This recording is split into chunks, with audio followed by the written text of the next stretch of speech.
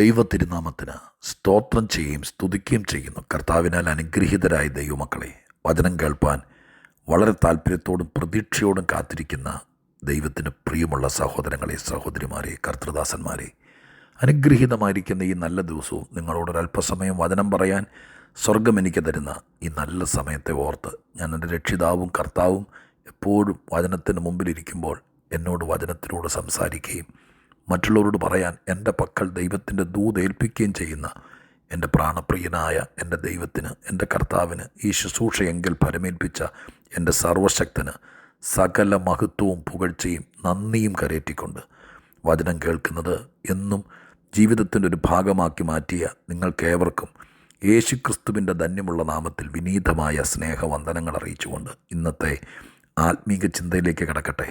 സങ്കീർത്തനത്തിൽ നിന്നൊരു വാക്യം വായിച്ചുകൊണ്ട് ഞാൻ ചില കാര്യങ്ങൾ നിങ്ങളോട് പങ്കുവയ്ക്കാം. സങ്കീർത്തനം 66 വാക്യം, 66 സങ്കീർത്തനം 6 വാക്യം ഇങ്ങനെയാണ് എഴുതിയിരിക്കുന്നത്: ദൈവം സമുദ്രത്തെ ഉണങ്ങിയ നിലമാക്കി, അവർ കാൽനടയായി നദി കടന്നുപോയി, അവിടെ നാം ദൈവത്തിൽ സന്തോഷിച്ചു.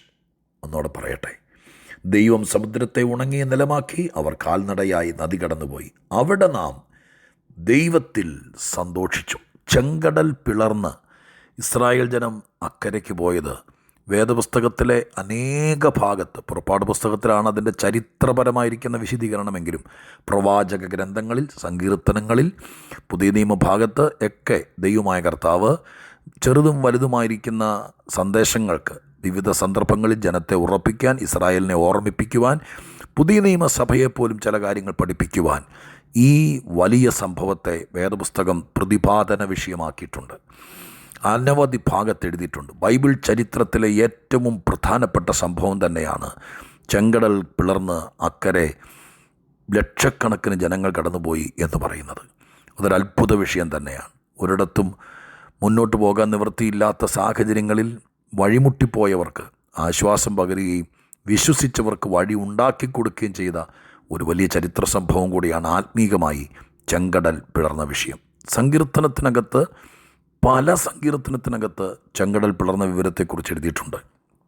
വിവിധ ആത്മീക അർത്ഥത്തിൽ വിവിധ കാര്യങ്ങൾ തെളിയിക്കാൻ വേണ്ടിയിട്ടാണ് അങ്ങനെ എഴുതപ്പെട്ടിരിക്കുന്നത്. ഇവിടെ എഴുതിയിരിക്കുന്ന ഈ ഭാഗം, അനവധി ഭാഗത്ത് എഴുതിയിരിക്കുന്നത് ഒരേ ഉദ്ദേശത്തിലല്ല, ഒരേ സംഭവമാണ്, പക്ഷെ വ്യത്യസ്ത ഉദ്ദേശം, വ്യത്യസ്ത പശ്ചാത്തലം അങ്ങനെയാണ്.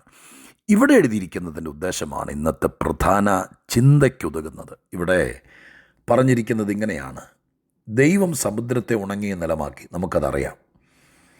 ഇസ്രായേൽ കാൽനടയായി നദി കടന്നുപോയി, അത് നമുക്കറിയാം. ആ ഉണങ്ങിയ നിലത്തൂടെ ദൈവം കാറ്റടിപ്പിച്ച് നല്ല ഉണങ്ങിയ ടാർ റോഡ് പോലെ, കോൺക്രീറ്റ് റോഡ് പോലെ ഉറപ്പിച്ചു കടലിൻ്റെ അടി.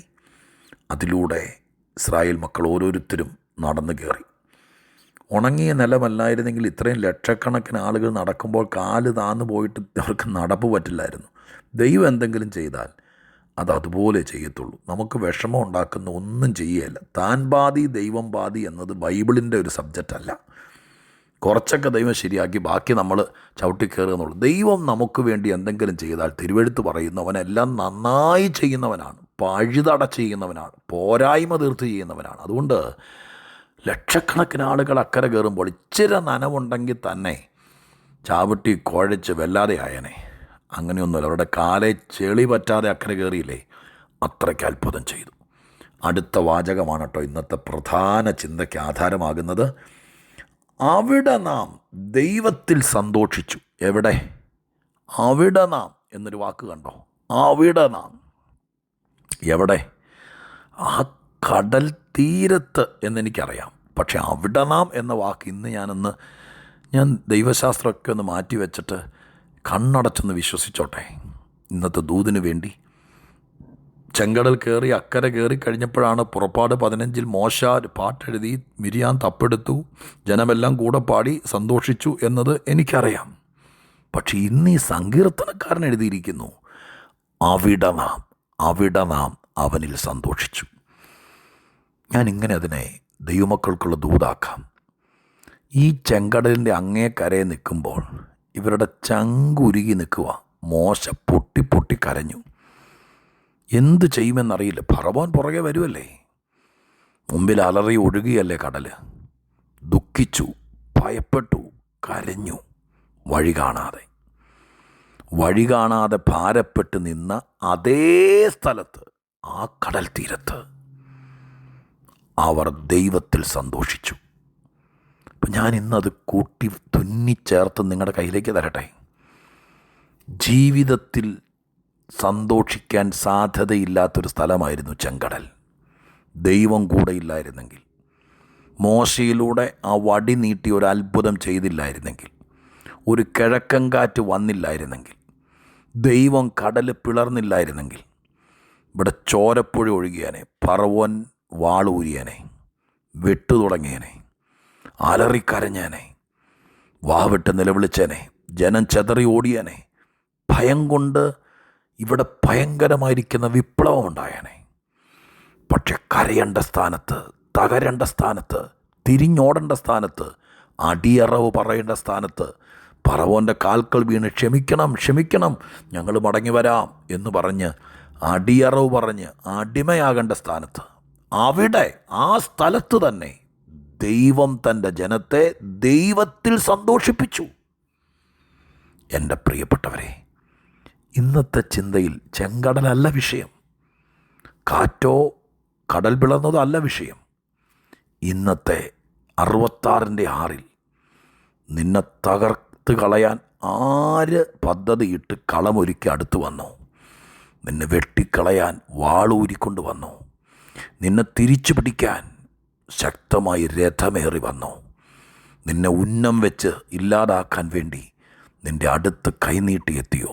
നീ കരയേണ്ട സ്ഥാനത്ത്, നീ തകരേണ്ട സ്ഥാനത്ത്, നിൻ്റെ വീട്ടിൽ വിലാപഗീതം പാടേണ്ട സ്ഥാനത്ത്, അവിടെ തന്നെ, ആ മുറിക്കകത്ത്, ആ വീടിനകത്ത്, ആ രാജ്യത്ത്, ആ ഓഫീസിൽ, ആ പ്രവർത്തന സ്ഥലത്ത്, ആ കൂട്ടായ്മയ്ക്കകത്ത് നീ കരയണ്ട, നാണം കെട്ടു പോകണ്ട, അതപ്പതിക്കണ്ട, ഭൂമി പിളർന്ന് താഴേക്ക് പോകുന്നത് പോലെ നിൻ്റെ ഹൃദയം പൊട്ടിപ്പോകണ്ട അതേ സ്ഥാനത്ത് ദൈവം അവരെ സന്തോഷിപ്പിച്ചു. അവർ സന്തോഷിച്ചു. പ്രിയപ്പെട്ടവരെ, ഇന്നിത് പറയുമ്പോൾ ഞാൻ നിങ്ങളെ പറഞ്ഞുറപ്പിക്കുക, ധൈര്യപ്പെടുക, ദൈവത്തിൽ തന്നെ വിശ്വസിക്കുക, കർത്താവിനെ സംശയിക്കാതിരിക്കുക, വിളിച്ചവൻ വിശ്വസ്തനെന്നെണ്ണ്, ആ കയ്യെ മുറുകെ പിടിക്കുക. ഞാൻ എപ്പോഴും പറയുന്നത് പോലെ, ഇവിടെ നീ തകരും, ഇവിടെ നീ ഇല്ലാതാകും, ഇവിടെ നിന്ന് നീ പുറത്തിറങ്ങില്ല, ഇവിടെ നിന്ന് നിന്നെ വിട്ടയക്കില്ല, ഇവിടം കൊണ്ട് അവസാനിക്കും എന്ന് പറഞ്ഞ് നിന്നെ പൂട്ടിയ സ്ഥലത്ത്, മോശയുടെ കാര്യം പറഞ്ഞാൽ കമന്ന് കിടന്ന് കരഞ്ഞ സ്ഥലത്ത്, ജനം പേടിച്ചിട്ട് പിച്ചും പേയും പറയുന്നത് പോലെ എന്തൊക്കെയോ പറഞ്ഞു. ദൈവത്തോടും പറഞ്ഞു കാണും, മോശയോടും പറഞ്ഞു കാണും. അതൊന്നും വലിയ കാര്യമായിട്ട് ദൈവം എടുത്തില്ല. കാരണം പേടി വന്നാൽ, ഭയം വന്നാൽ, ഉള്ളുലഞ്ഞാൽ ചിലപ്പോൾ എന്താ പറയുന്നതെന്ന് അറിയാനൊക്കെയില്ല. സംശയം കയറിയാൽ, ഭയം വന്നാൽ എന്തും പറഞ്ഞു പോകും. അതൊന്നും കർത്താവ് കണക്കിട്ടില്ല. പേടി കൊണ്ടും ഭയം കൊണ്ടും നിരാശ കൊണ്ടും എന്തൊക്കെയോ പറഞ്ഞു പോയി.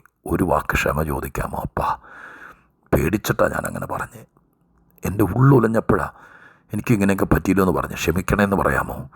നീ കരയേണ്ട സ്ഥാനത്ത്, നീ മുങ്ങിപ്പോകേണ്ട സ്ഥാനത്ത്, വഴിയില്ലാതെ നെഞ്ചത്തടിച്ച് നിന്നിടത്ത് നിന്ന് കരയേണ്ട സ്ഥാനത്ത്, അതേ സ്ഥാനത്ത്, എനിക്കിന്നത്തെ വാക്യത്തിനകത്ത് അവിടെ നാം എന്ന വാക്കാണ് ഇഷ്ടപ്പെട്ടത് കേട്ടോ. ഇഷ്ടപ്പെട്ടതല്ല, അതിനകത്ത് ദൂത് കിടക്കുന്നത്, മരുന്ന് അതിനകത്ത് ഇരിക്കുന്നത്. അവിടെ നാം എവിടെ? വഴിയില്ലാതെ പോയ, വഴിയടഞ്ഞ, തകർന്നു പോയ, നിന്നുപോയ, സ്റ്റക്കായിപ്പോയ, നിന്നെ ഹോൾഡ് ചെയ്ത് വെച്ച ആ സ്ഥാനത്ത് നീ ദൈവത്തിൽ സന്തോഷിക്കും. ഈ ബൈബിളൊന്ന് തുറക്കണേ. ഞാൻ ഈ ഫോണിൽ കൂടെയൊക്കെ ഇത് പറയും, നിങ്ങൾ ഫോണിലോ കമ്പ്യൂട്ടറിലൊക്കെ കേൾക്കും. പക്ഷേ ബൈബിള് കൈകൊണ്ട് തൊടത്തില്ല എന്ന് ശടിക്കരുത്. ഇത് നിങ്ങളുടെ ബൈബിള് തുറക്കണം. ഇപ്പം നിങ്ങൾ വണ്ടി ഓടിക്കുന്നെങ്കിലും ആയിക്കോട്ടെ, വീട്ടിൽ ചെന്ന് ബൈബിള് തുറക്കണം. 66-ാം സങ്കീർത്തനത്തിൻ്റെ 6-ാം വാക്യം അത് അടിവരയിടണം. എന്നിട്ട് ആത്മാവിൽ പറയണം, ഇവിടെ ഞാൻ സന്തോഷിക്കും. ഇന്ന് നിൻ്റെ 10 രൂപ ഇല്ലാതെ നിൽക്കുന്ന സ്ഥലം, ഇന്ന് നിൻ്റെ കയ്യിൽ വഴിയില്ലാതിരിക്കുന്ന സ്ഥലം, അവിടെ നിന്നുകൊണ്ട് പറയണം, ഇവിടെ ഞാൻ ദൈവത്തിൽ സന്തോഷിക്കും. ഈ വീട്ടിൽ, ഈ ഓഫീസിൽ, ഈ രാജ്യത്ത് ഞാൻ കരഞ്ഞുകൊണ്ട് ഇവിടുന്ന് പോകില്ല. ഞാനിവിടെ കരഞ്ഞു തീരില്ല. ഇവിടെ എൻ്റെ ദൈവം എന്നെ സന്തോഷിപ്പിക്കും.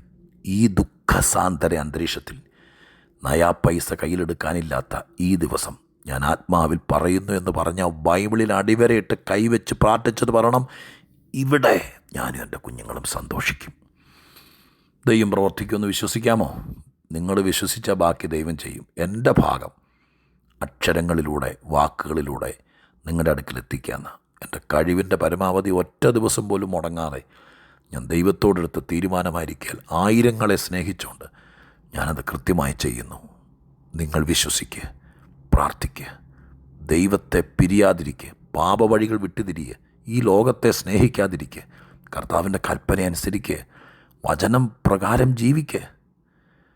അപ്പോൾ ഈ ദൈവം നീ കരയേണ്ടടുത്ത്, നിന്നുപോയിടത്ത്, നിന്നെ പൂട്ടിക്കളഞ്ഞെടുത്ത് അവിടെ നീയും ദൈവത്തിൽ സന്തോഷിക്കും. ബാക്കി ഞാൻ പ്രാർത്ഥിക്കാം. പരിശുദ്ധ ദൈവമേ, ഞങ്ങളുടെ സ്വർഗീയ പിതാവേ, മാറത്തടിച്ച് കരയേണ്ട പല സ്ഥാനത്ത്, തല കുനിച്ച് നാണിച്ചു പോകേണ്ട പല സ്ഥാനത്ത്, കഴുത്തേൽ വാള് വീഴേണ്ട പല സ്ഥാനത്ത്, കാലേ ചങ്ങലയും കയ്യിൽ വിലങ്ങുമായി ഞങ്ങളെ ബന്ധിച്ചുകൊണ്ട് പോകേണ്ട പല സ്ഥാനത്ത്, തീർന്നു എന്ന് വിചാരിച്ച പല സ്ഥാനത്ത്, ഇനി മുന്നോട്ടില്ല എന്ന് പറഞ്ഞ പല സ്ഥാനത്ത്, അവിടെ ഞങ്ങൾ കരയാൻ തുടങ്ങിയപ്പോൾ, ഞങ്ങൾ വിലപിക്കാൻ തുടങ്ങിയപ്പോൾ, അവിടെ തൻ്റെ ഭക്തരെ സന്തോഷിപ്പിക്കുന്ന ദൈവം ഇന്ന് ഈ വാക്കിലൂടെ, ഈ വചനത്തിലൂടെ ദൈവമക്കൾക്ക് ഈ ദൂത് ഞാൻ പകർന്നു കൊടുക്കുവാണപ്പാ. പാവങ്ങൾ സന്തോഷിക്കട്ടെ. ആ വീട്ടിൽ, ആ കുടുംബത്തിൽ, ഇന്നത്തെ സാഹചര്യത്തിൽ അവിടെ നാം ദൈവത്തിൽ സന്തോഷിക്കും. ഇന്ന് ചെങ്കടൽ തീരത്ത് നിൽക്കുന്നത് പോലെ ആരെങ്കിലും ഈ വചനം കേൾക്കുന്നെങ്കിൽ അവിടെ അങ്ങ് അവരെ സന്തോഷിപ്പിച്ചേക്കണേ. ഇതെൻ്റെ ദൈവത്തോടുള്ള അഭയാചനയാണ്. ഇത് കേൾക്കുന്നവർക്ക് വിടുതലാകണേ. യേശുക്രിസ്തുവിൻ്റെ നാമത്തിൽ പ്രാർത്ഥിക്കുന്നു, കേൾക്കുമാറാകണമേ. ആമേൻ.